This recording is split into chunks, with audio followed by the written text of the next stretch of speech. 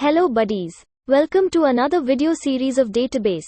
If you're preparing for semester exams or GATE, all you need to do is watch this series and solve the questions that we'll be providing you. We are going to ensure you that you don't miss out any topic related to this subject. So let's look forward in this section. The objective of today's lecture will be covering topics like database users, database models, schema and architecture, and relational model basics. Make sure that you watch the content thoroughly. You can make notes if you want or download it from the link given below. And as you know, practice makes our buddies perfect. So don't forget to solve previous year questions, that is GATE questions, that will be provided to you at the end of the video. We'll also answer to your queries to boost your confidence, so stay tuned. In order to dive deep into the subject, let's make a strong foundation so that every topic in future will be crisp and clear. Let's begin with the database users. First of all, let's see who the actors in the scene are. For a small personal database, such as the list of addresses, one person typically defines, constructs, and manipulates the database, and there is no sharing. However, many persons are involved in the design, use, and maintenance of a large database with hundreds of users. In this section, we identify the people whose jobs involve the day-to-day use of a large database. We call them the actors in the scene. So, the main actors are database administrators, database designers, database end users. Moving further, let's discuss about these actors in detail. Let's see who is a database administrators. In any organization where many persons use the same resources, there is a need for a chief administrator to oversee and manage these resources. In a database environment, the primary resource is the database itself, and the secondary resource is the DBMS and related software. Administering these resources is the responsibility of the database administrator, DBA. The DBA is responsible for authorizing access to the database, for coordinating and monitoring its use, and for acquiring software and hardware resources as needed. The DBA is accountable for problems such as breach of security or poor system response time. In large organizations, the DBA is assisted by a staff that helps carry out these functions. Now, let's go for database designers. Database designers are responsible for identifying the data to be stored in the database and for choosing appropriate structures to represent and store this data. These tasks are mostly undertaken before the database is actually implemented and populated with data. It is the responsibility of database designers to communicate with all prospective database users in order to understand their requirements, and to come up with a design that meets these requirements. In many cases, the designers are on the staff of the DBA and may be assigned other staff responsibilities after the database design is completed.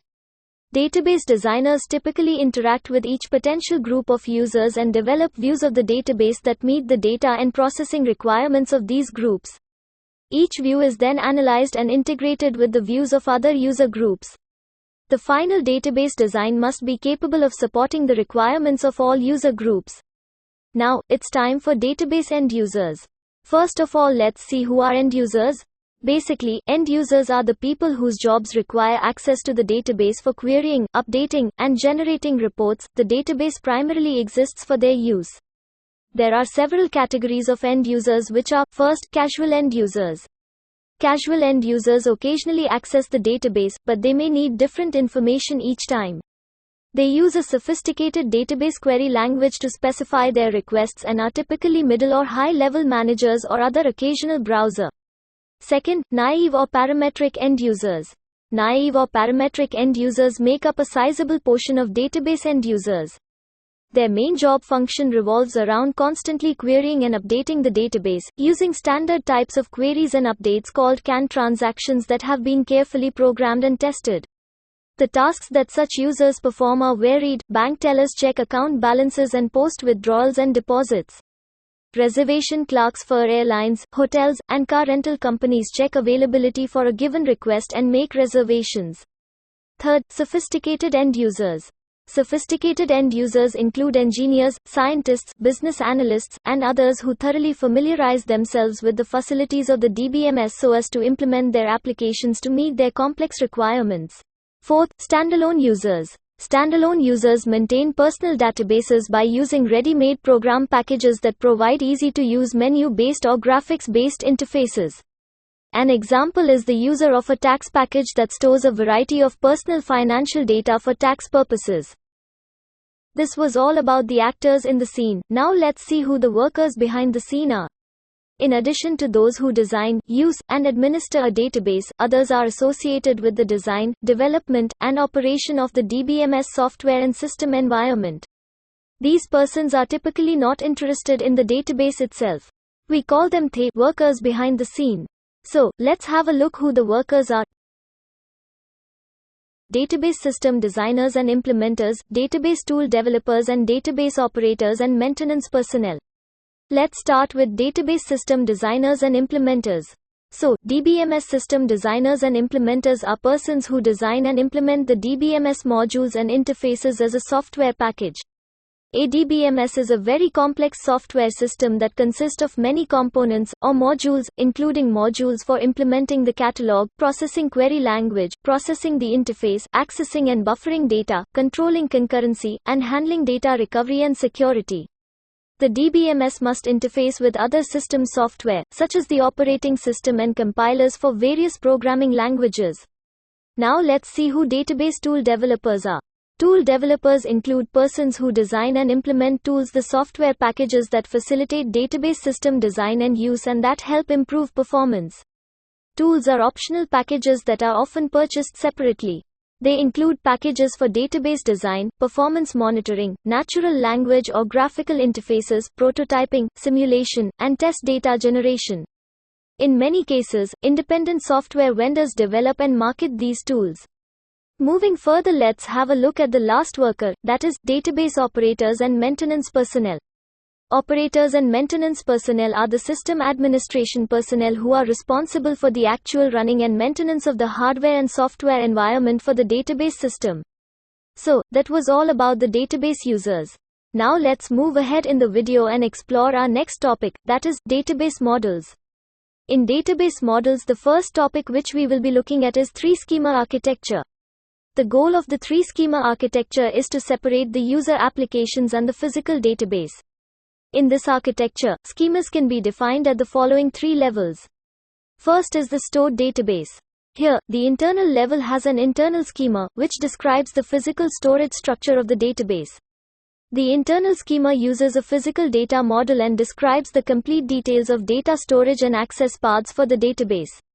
Second is the server. The conceptual level has a conceptual schema, which describes the structure of the whole database for a community of users. The conceptual schema hides the details of physical storage structures and concentrates on describing entities, data types, relationships, user operations, and constraints. Usually, a representational data model is used to describe the conceptual schema when a database system is implemented. This implementation conceptual schema is often based on a conceptual schema design in a high-level data model. The last one is the end users. The external or view level includes a number of external schema or user views. Each external schema describes the part of the database that a particular user group is interested in and hides the rest of the database from that user group. As in the previous case, each external schema is typically implemented using a representational data model, possibly based on an external schema design in a high-level data model. Now, let's see what does data independence means.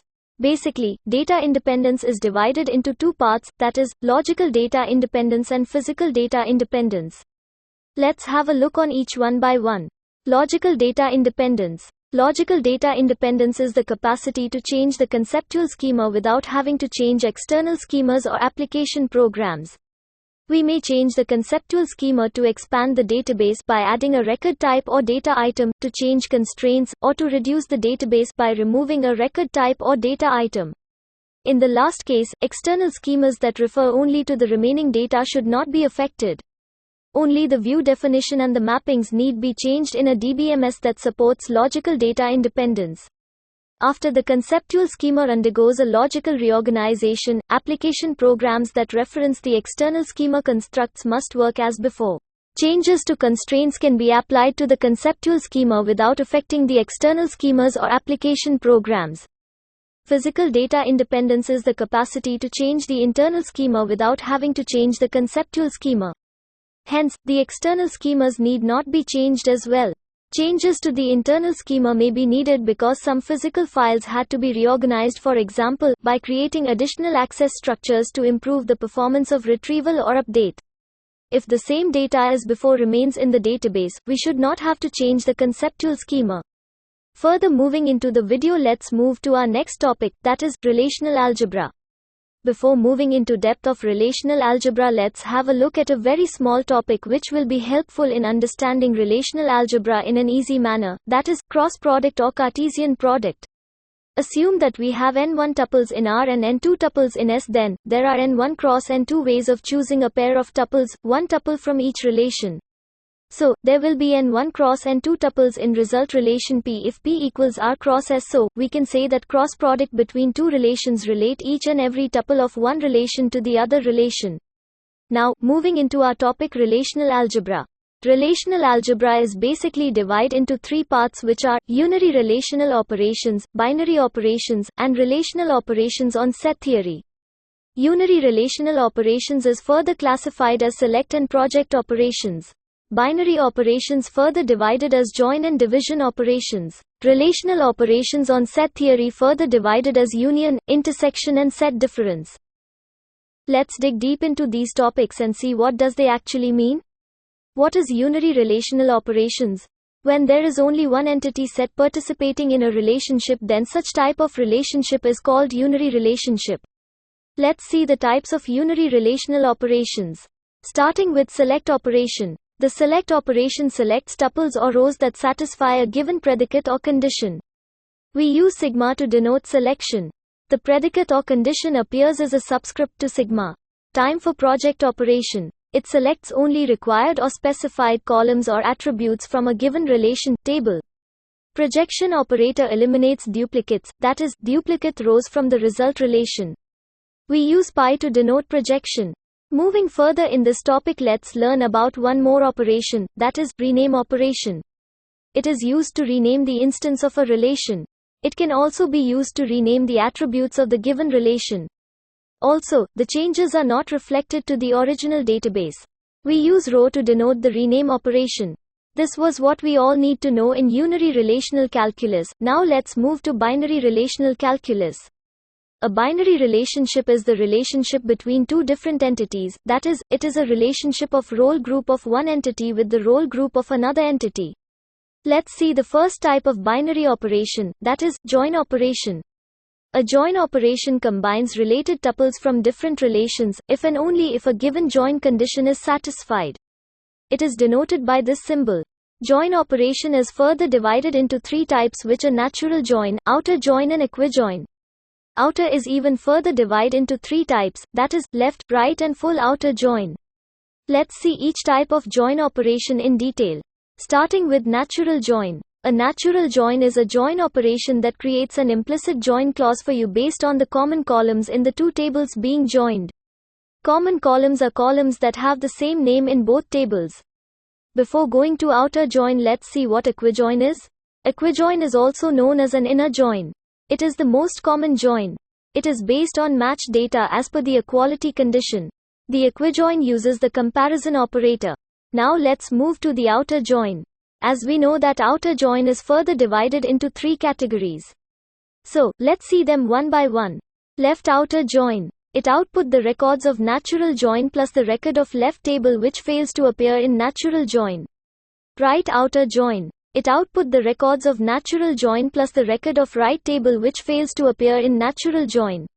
Full outer join. It output the records of natural join plus the record of left table as well as right table which fails to appear in natural join. Moving ahead in the video, let's see the next type of binary operation, which is division operation. The relation returned by division operator will return those tuples from relation A which are associated to every B's tuple. For R divided by S, attributes of S should be proper subset of R. Now, it's time for the last type of relational algebra, that is relational operations on set theory. The SQL set operation is used to combine two or more SQL select statements. The different types of set operations are as follows. Union. Union operation is used to combine the results of two or more select statements. However, it will eliminate duplicate rows from its result set. In case of union, number of columns and data type must be same in both the tables on which union operation is being applied. Intersection operation. Intersect operation is used to combine two select statements, but it only returns the records which are common from both select statements. In case of intersect, the number of columns and data type must be same. The last type of set theoretic operation is set difference. It allows us to find tuples that are in one relation but are not in another. The expression R minus S produces a relation containing those tuples in R but not in S.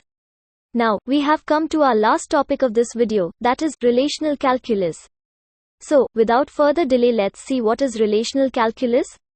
Contrary to relational algebra, which is a procedural query language to fetch data and which also explains how it is done, relational calculus is non-procedural query language and has no description about how the query will work or the data will be fetched.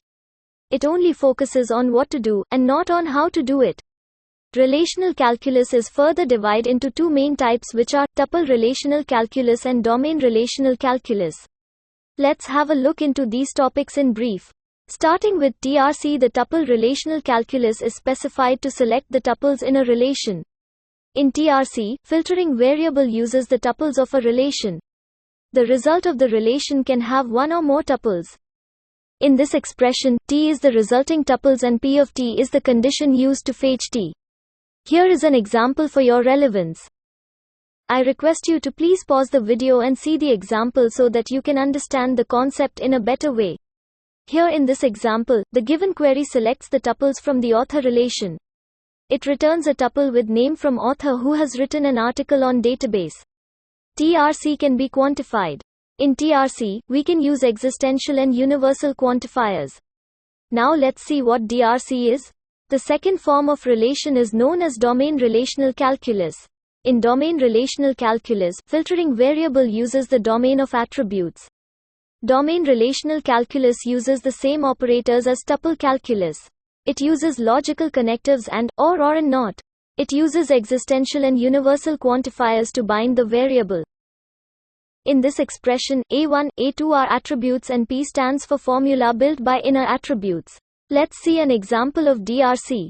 In the given query, it will yield the article, page, and subject from the relational point, where the subject is a database. Now it's time for some activity. Here we have a quick activity. Scan the QR and answer few questions to check your progress. Don't be shy, attempt the quiz. Here are some additional resources for you. If someone needs extra resources to study for exams, they can refer to the below mentioned resources. Now there is a homework for my dear buddies. Go through the notes in the description and solve the questions given in it. And it is best said that revision is the key to good grades. Hope you like it. If you like it, do subscribe our YouTube channel and don't forget to share with your buddies. Also follow us on our social media handles. For more details you can also go through our website. Thanks for watching. See you soon.